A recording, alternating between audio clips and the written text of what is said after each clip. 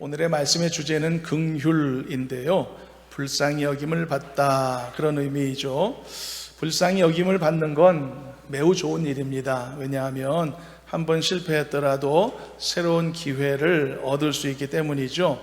이게 바로 긍휼하심의 은혜의 핵심이다 말할 수 있겠습니다. 그래서 우리는 반드시 긍휼하심의 은혜를 입어야 합니다.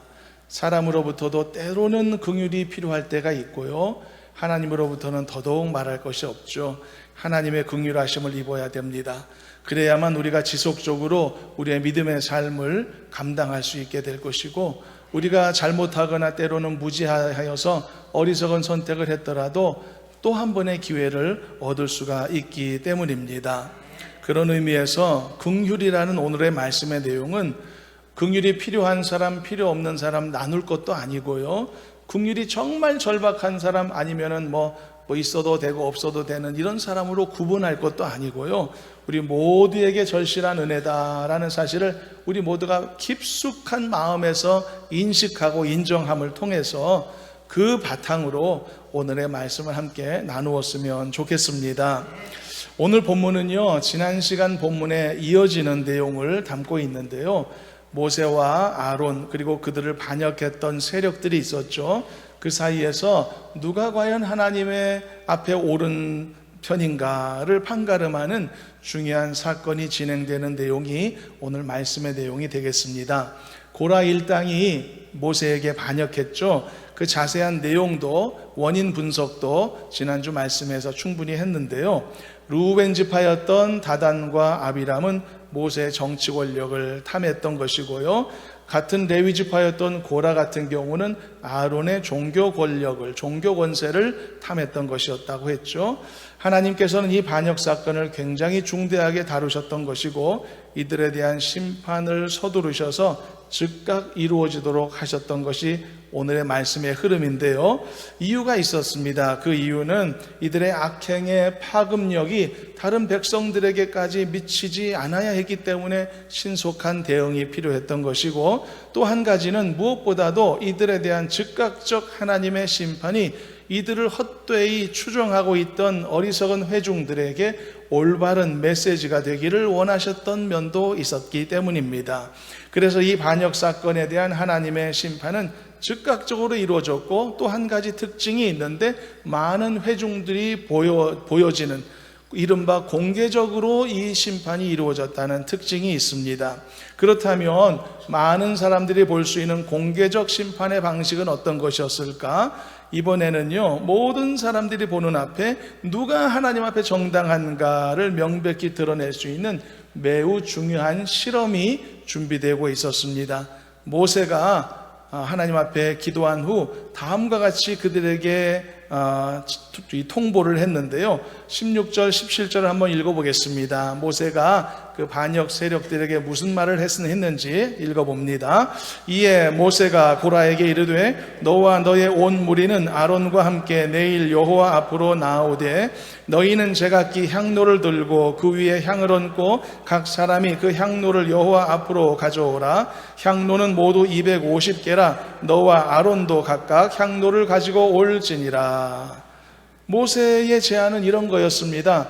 고라와 250명의 반역자들을 모두 각각 자기의 향로를 가져오게 했던 겁니다. 그리고 자신의 향로에 불을 피우도록 했고요, 아론도 역시 그 자신의 향로에 불을 피우도록 했던 것이고요, 그리고 나서 하나님이 그 순간에 어떤 식으로 하나님의 영광을 드러내실지 한번 살펴보자 라는 제안을 했던 겁니다. 그렇다면 왜 이것이 명백한 하나님의 심판을 볼 수 있는 방식이었을까요? 여기에는 큰 이유가 한 가지가 있습니다. 그것은요, 제단의 향로에 불을 피우는 이 행위가 엄청난 의미가 있었기 때문인데요, 제단의 향로에 불을 피우는 행위는 오직 제사장들만 할 수 있는 일들로 구별되어 있었다는 특징입니다. 이것은 다른 사람이 접근할 수 없는 행위였던 것이죠. 제사장이 하는 일들은 이런 겁니다. 아침 저녁마다요, 번제단에 있는 이 불에서 그 불을 끄집어내서 향로에 담는 일을 합니다. 번제단은 어디에 있었냐면은 마당에, 성소 마당에 있었거든요. 큰 번제 야외에. 거기서 항상 24시간 불이 타고 있었으니까 거기서 이렇게 불을 옮겨 담아서요, 그 향로에 담은 불을 성소 안으로 가져가거든요. 성소 안은 실내에 있었습니다. 그리고 그 성소 안에는 작은 분향단이 또 따로 있었거든요. 거기에 불을 옮겨 놓고 거기에 향을 피우는 일, 이게 제사장들이 아침 저녁마다 빠지지 않고 하던 일이었거든요. 그리고 이 일은 오직 제사장들만 하는 일이었단 말입니다. 그래서 모세의 제안은 이런 거였습니다. 제사장들만 할 수 있는 그 일을 각자 준비해 오자는 것입니다. 그리고 과연 누가 하나님 앞에 가까이 나올 수 있도록 구별된 거룩한 제사장 직분자인지 한번 테스트해 보자라고 하는 것이었습니다.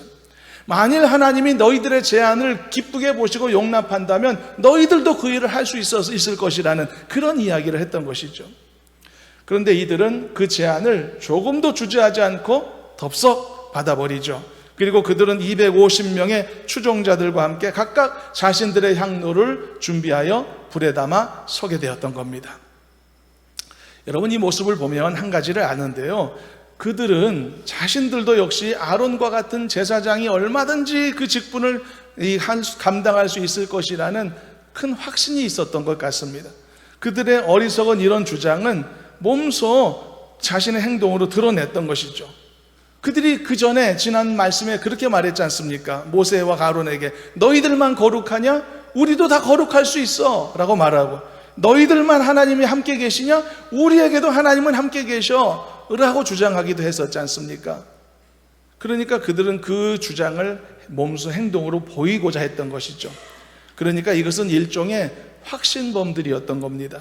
어리석고 교만한 착각이 그들 안에 확신으로 형태로 자리 잡아서 자신이 맞는 줄 착각하여 그 행위를 옮겼다는 거죠.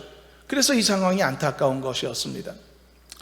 자, 이제 하나님은 자신들의 어리석음과 교만함을 주저없이 드러낸 그들을 단번에 심판하시겠다라고 말씀하셨습니다.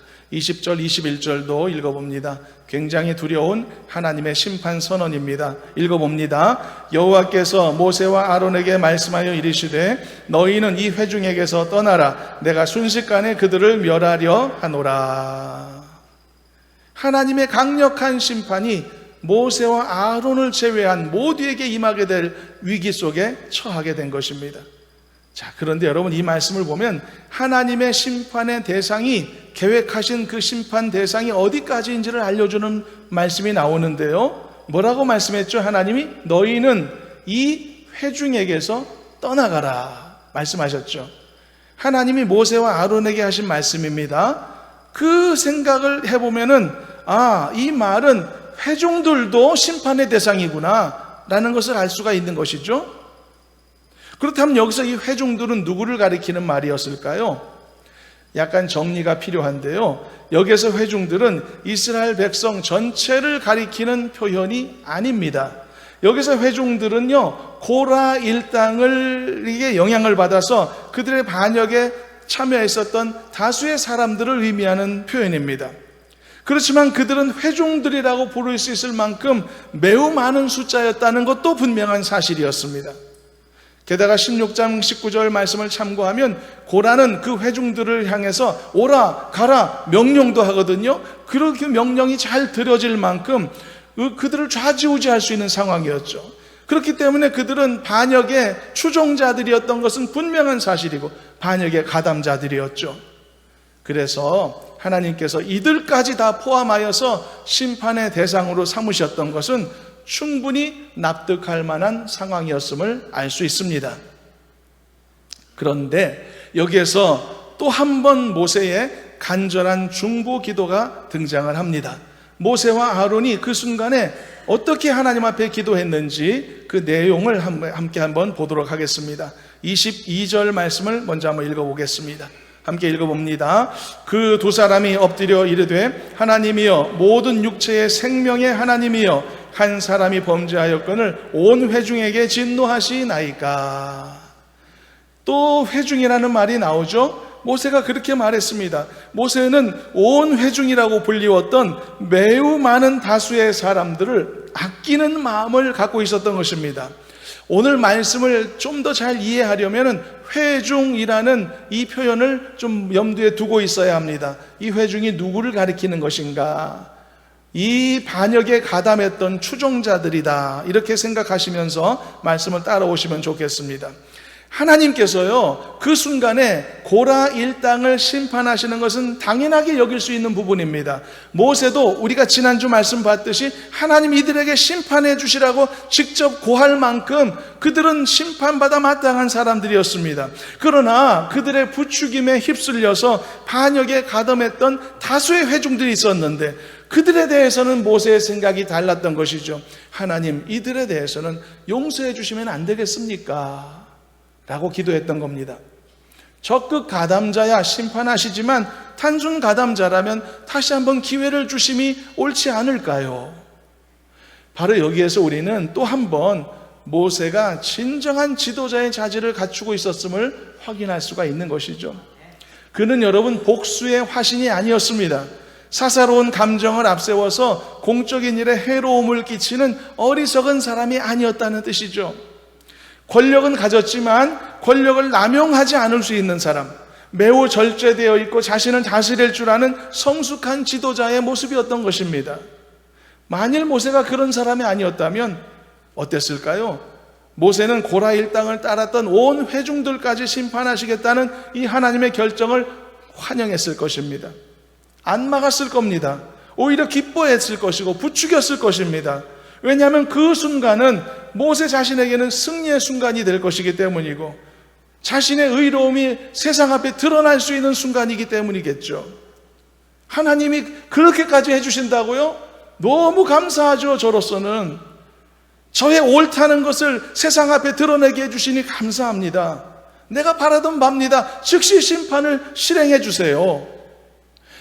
여러분, 마치 하나님께서 니느웨 성을 언제나 불바다로 만들어 주실까 기대하는 마음으로 재미있는 영화 관람하듯이 지켜보고 있었던 누구죠?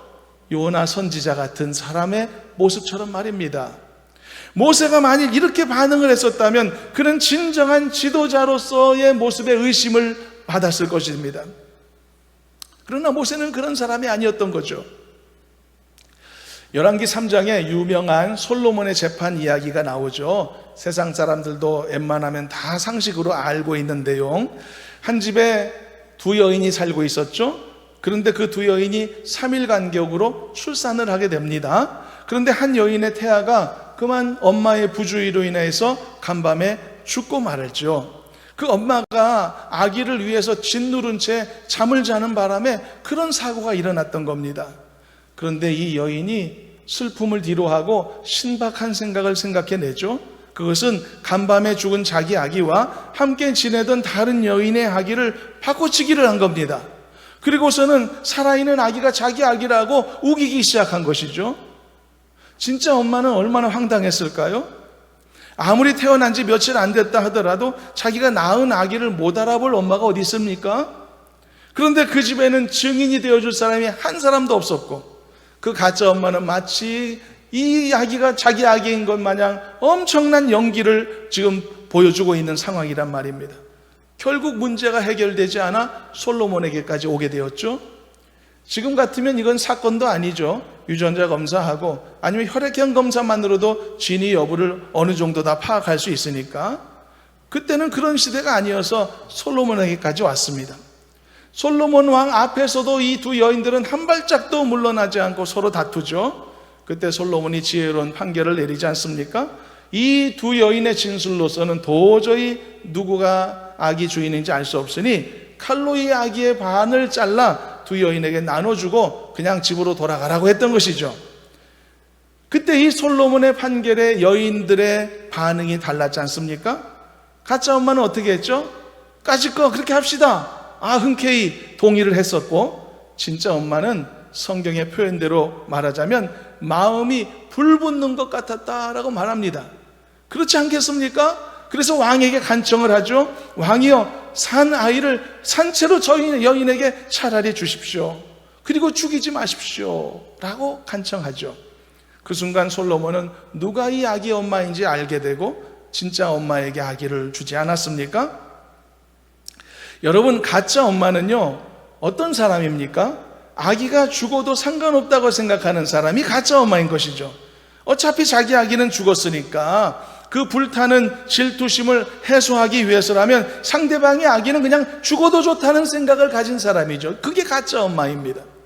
그러나 진짜 엄마는요, 자기 아기가 죽는 모습을 절대 볼 수가 없는 거죠. 그것은 부모로서의 책임을 버리는 일이고 따라서 매우 고통스럽고 슬픈 일일 것이기 때문입니다. 이게 진짜 엄마의 모습인 것이죠. 그런 점에서요, 하나님이 불러 세워놓으신 모세는 이스라엘 백성의 참된 지도자로 분명히 올바른 태도를 갖고 있었던 것입니다. 본문에서 나오는 회중들이 어떤 사람들이라고 했었죠? 모세와 아론을 위협하던 사람들이었습니다.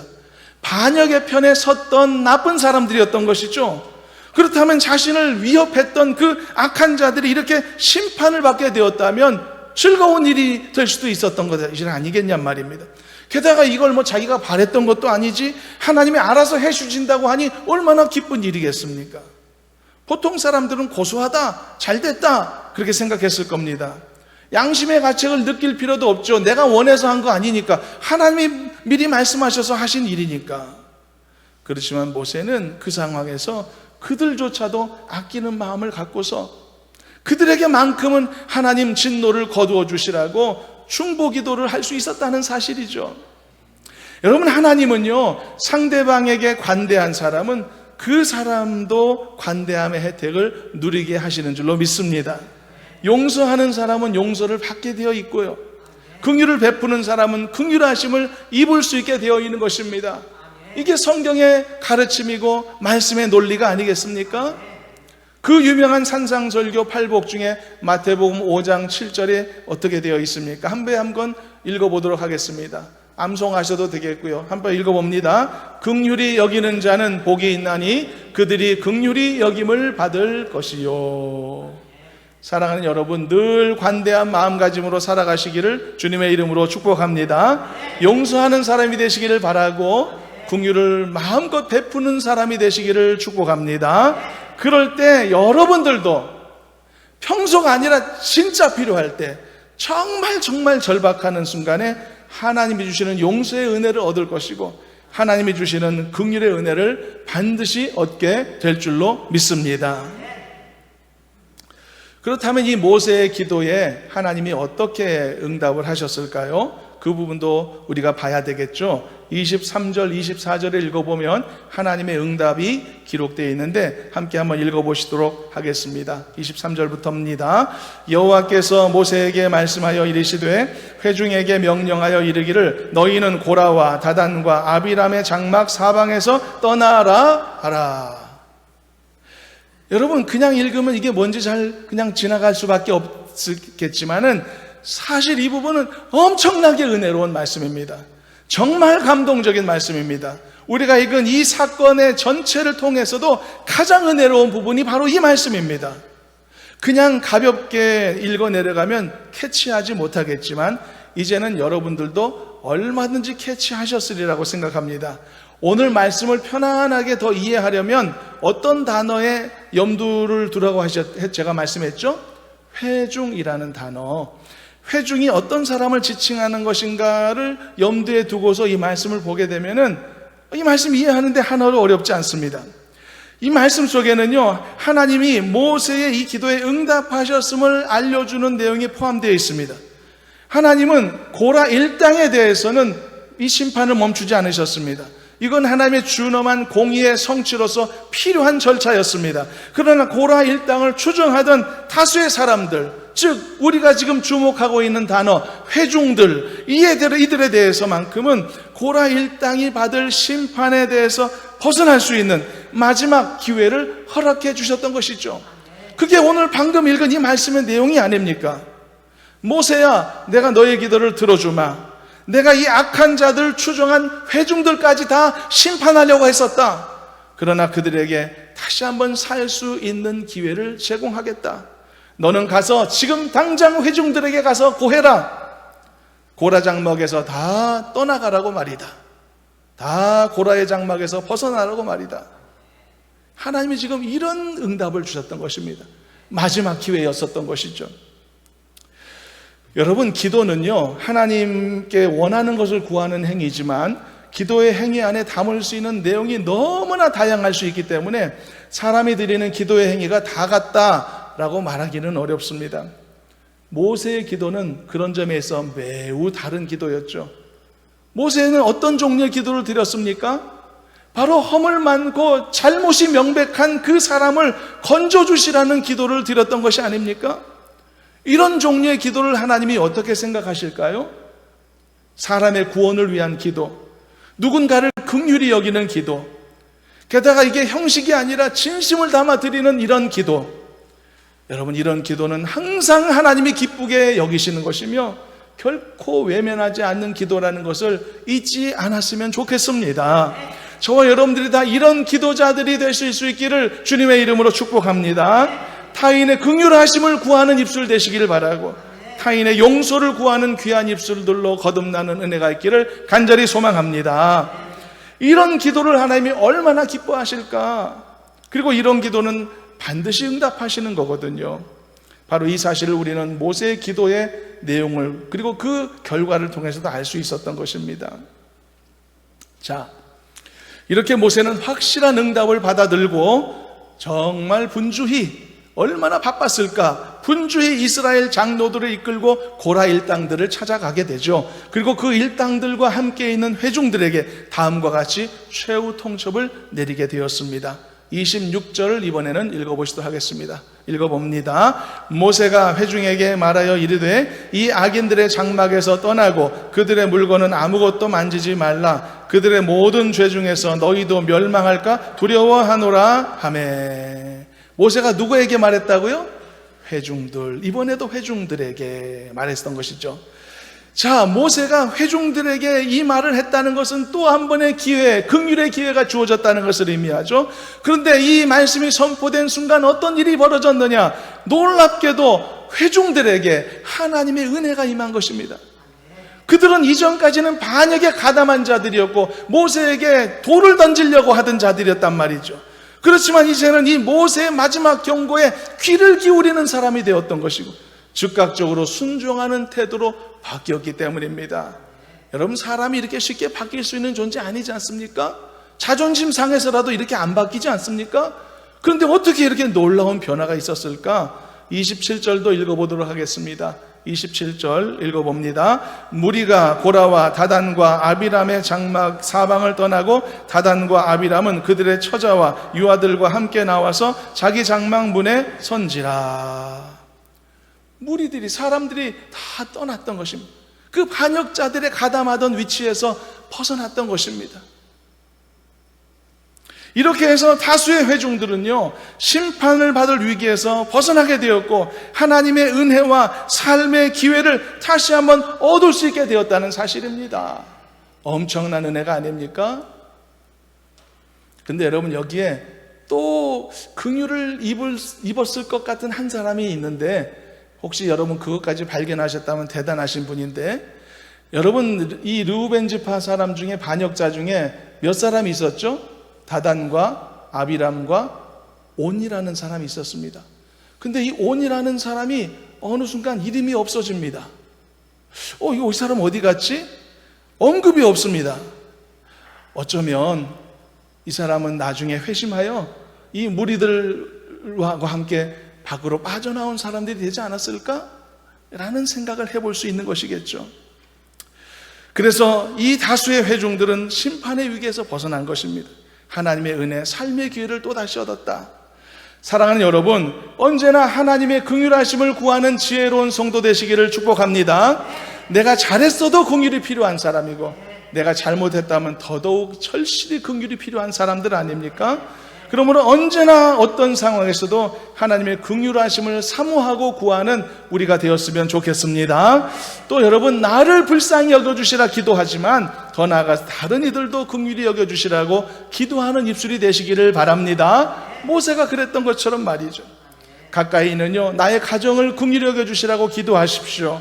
나의 자식들을 불쌍히 여겨주시라고 기도하시길 바랍니다. 나의 자녀손들도 살면서 얼마든지 잘못할 수 있는 사람들이고 실수할 수 있는 사람들 아닙니까?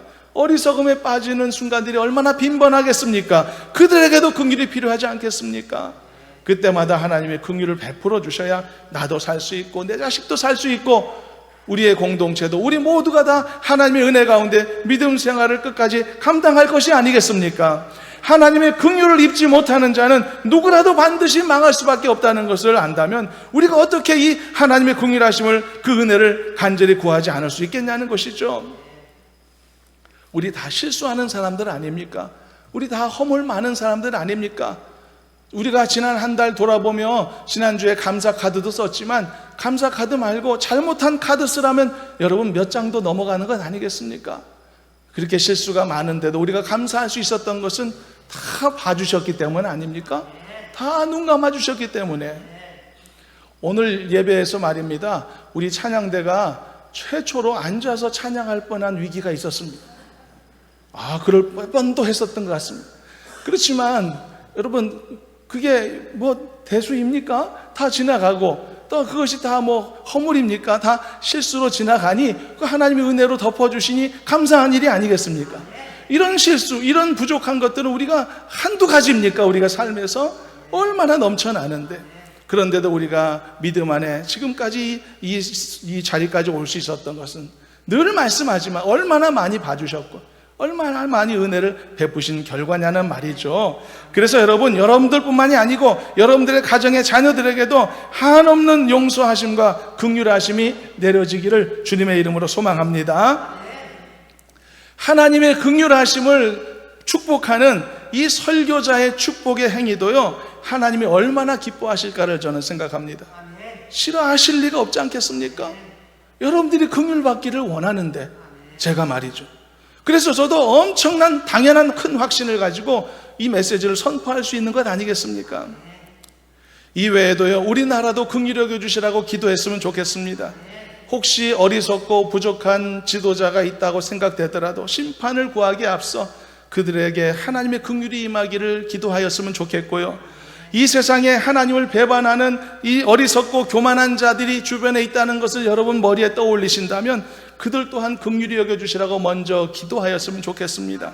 그 기도를 들어주실지 안 들어주실지는 하나님이 결정하시는 것이니까 주저하지 말고 그들에게도 긍휼하심을 구하는 우리가 되었으면 좋겠습니다.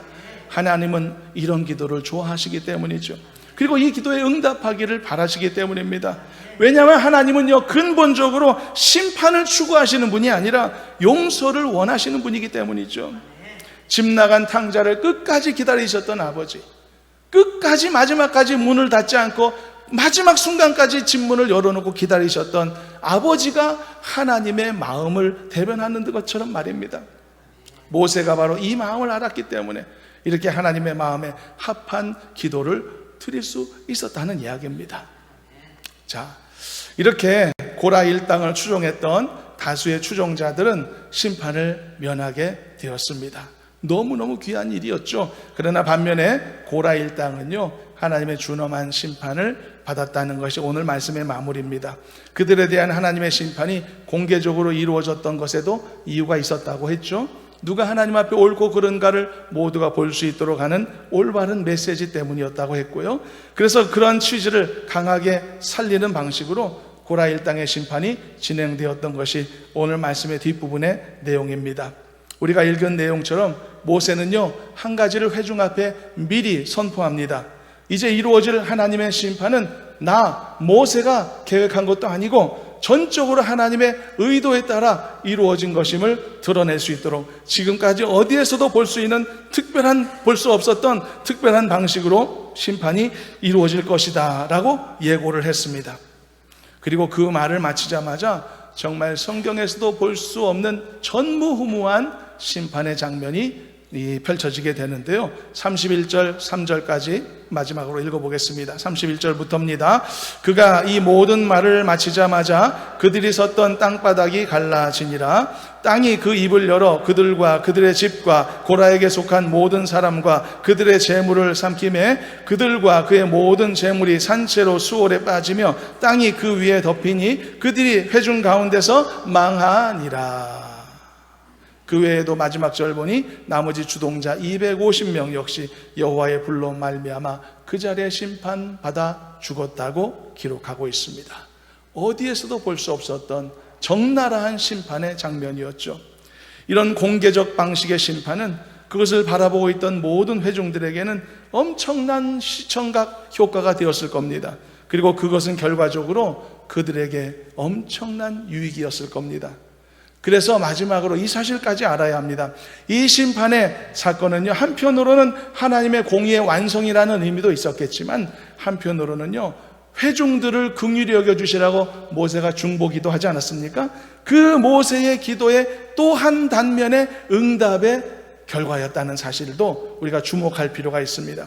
왜냐하면요, 이 장면을 보았던 반역에 가담했던 사람들, 회중들, 그 심판에 포함될 수도 있었던 회중들, 그들의 입장에서 생각해보면 자신들이 얼마나 위험한 지경에 있었는지, 얼마나 어리석은 짓을 범할 뻔했는지, 자신들이 얼마나 위태로웠는지를 가슴을 쓸어내리며 깊이 깨달을 수 있었지 않았겠습니까? 그래서 하나님의 긍휼하심을 구했던 이 모세의 기도는 옳은 기도였고요, 아울러 완벽하게 응답받은 귀한 기도였다는 것을 다시 한번 우리가 정리할 수가 있겠습니다. 말씀을 정리합니다. 사랑하는 여러분, 하나님의 긍휼을 구하는 기도자가 되실 수 있기를 주님의 이름으로 소망합니다. 불쌍히 여겨주시라고 항상 기도하시기를 바랍니다. 이건 누구에게 반드시 필요한 기도이고 누구라도 하나님 앞에 기도해야 될 내용이고 하나님도 항상 듣기를 원하시는 기도라는 것 잊지 마시기를 바랍니다. 왜냐하면 하나님은 정죄보다 용서를 바라시는 분이고 야박하기보다는 불쌍히 여겨주시는 것을 훨씬 즐겨하시는 분이시기 때문입니다. 긍휼히 여김을 받는 자는 항상 복된 사람인 줄로 믿습니다. 여러분, 지난주 어떤 말씀이었었죠? 비교하지 말라고 했었죠. 그런데 결국은 주제가 뭐였었죠? 감사였었습니다. 그래서 감사가 없으면 아무것도 시작할 수 없다고 했지 않습니까? 감사가 없으면 예배도 시작 안 되고 기도도 시작 안 되고, 우리가 첫 송영이 뭐고 첫 이 개회할 때 드리는 기도의 내용이 뭡니까? 감사로 시작하는데 그 진실된 감사가 없으면 예배도 안 된다고 했지 않았습니까? 그래서 비교의식을 내려놓고 모든 주신 것에 감사의 자세를 갖자는 게 지난 말씀이었죠. 오늘의 말씀의 주제는 뭡니까? 긍휼하심을 입어야 된다고 했죠. 근데 여러분, 이것도 마찬가지입니다. 긍휼을 입지 않으면 아무것도 시작할 수 없는 정도가 아니라 우리 자신이 존재할 수가 없는 겁니다. 훨씬 더 근원적인 부분인 것입니다. 그러니 여러분, 이게 얼마나 중요한 은혜입니까? 긍휼을 입어야 하지 않겠습니까? 여러분, 긍휼을 입는 것은요, 인생을 다시 사는 것과도 같습니다. 여러분, 이 회중들을 보십시오. 이 사람들 인생 다시 산 사람들 아닙니까? 마지막 하나님의 긍휼을 입어서 그 심판의 자리에서 벗어나게 됨을 통하여서 두 번째 인생 산 사람들 아닙니까? 그래서 긍휼은 인생을 다시 사는 것과도 같습니다. 또 긍휼은요, 하나님의 언약의 신실하심의 재확인과도 같습니다. 내가 부족함에도 불구하고 절대로 나를 포기하지 않으시겠다는 하나님의 확실한 의사 표현이기 때문이죠. 나를 계속 긍휼히 여겨주시는 것은 내가 포기되지 않았다는 것을 의미하는 것이기 때문입니다. 그리고 또 하나가 있습니다. 긍휼을 입는다는 것은 나를 향한 하나님의 그 사랑과 애정의 증거와도 같은 것입니다. 계속 부족한 나를 고쳐 쓰시겠다고 하시는 것은 나에 대한 애정이 있으시다는 증거가 아니겠습니까? 어떤 물건을 버리지 않고 계속 고쳐 쓰고자 하는 사람은 그 물건 자체에 대한 애정이 있는 거죠. 애정이 없으면 고장났으면 그냥 쓰레기통에 버리겠죠. 그러나 계속 고쳐 쓰기를 원하는 마음으로 내 집안에 두고 있다는 것은 그 물건에 대한 애정이 아직도 있다는 증거가 아닙니까? 하나님이 계속 나를 긍휼히 여겨주시고 내가 잘못하고 실수하는 게 많은데도 계속 나를 고쳐 쓰시고자 하고 계신다면 나를 향한 애정의 증거가 아니겠냐는 것이죠. 그래서 우리는 반드시 긍휼하심을 입어야 되는 것입니다. 그래서 여러분, 이 한 주간 동안에 여러분들이 이제 나름대로 기도 생활을 하실 텐데, 기도자일에 나아가실 때마다 특히 나를 불쌍히 여겨주시라고 긍휼하심을 더 집중해서 기도하는 한 주간이 되었으면 좋겠습니다. 나의 연약함을 불쌍히 여겨주시라고 기도하십시오. 나의 믿음이 없는 것도 불쌍히 여겨주시라고 기도하십시오. 어려움이 많고 부족한 내 가정도 긍휼히 여겨주시라고 기도하십시오. 부족함이 많은 나의 소유도, 모자란 것도 많고 미련함도 많은 나의 삶도 불쌍히 여겨주시라고 간절히 기도하시길 바랍니다. 내 힘으로 감당할 수 없는 내 자녀들의 문제도 하나님 긍휼히 여겨주시라고 기도하시길 바랍니다.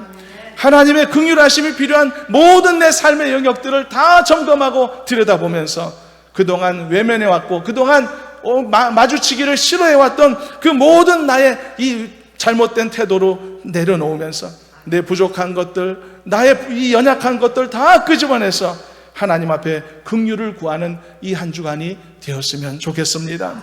그럴 때에 긍휼을 베풀기를 좋아하시는 하나님이 반드시 나를 긍휼히 여겨주실 것이고 그리고 내 주변도 긍휼하심으로 덮어주실 줄로 믿습니다. 이렇게 하나님의 긍휼하심을 구하고 그 긍휼하심의 은혜를 풍성히 누리는 저와 여러분들의 귀한 삶이 되어지기를 주님의 이름으로 축원합니다. 하나님 아버지, 저희들을 긍휼히 여겨주셔서 감사합니다. 여전히 저희들을 포기하지 않으시고 은혜로 인도해 주심을 감사합니다. 우리의 부족함을 다시 한번 고백하며 주님의 긍휼을 더 간절히 구하는 우리가 되어서 하나님의 불쌍히 여기심을 통하여 다시 한번 새로운 기회들을 얻어가는 저희들이 다 되도록 인도해 주시옵소서. 우리 가정도, 우리의 자녀들도, 우리 공동체도, 이 나라의 민족도 주님의 긍휼하심으로 가득 채워지도록 축복해 주옵소서. 예수님의 이름으로 기도하옵나이다. 아멘.